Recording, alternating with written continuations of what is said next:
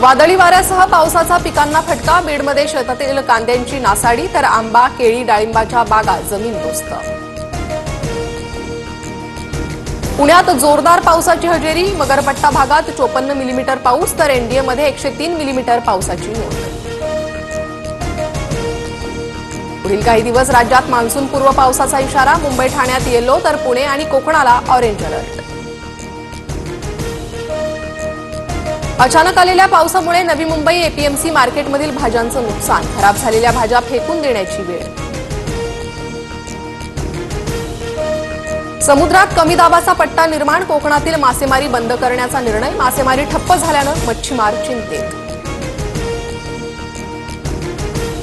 राज्यात कोरोनाचे आणखी 26 रुग्ण। राज्यातील एकूण कोरोना रुग्ण संख्या 132 वर। सर्वाधिक 25 रुग्ण मुंबईत। वैष्णवीचा मृत्यू गळफासामुळे। मृत्यूपूर्वी बेदम मारहाण केल्याचे शरीरावर स्पष्ट व्रण। शवविच्छेदन अहवालातून धक्कादायक माहिती समोर।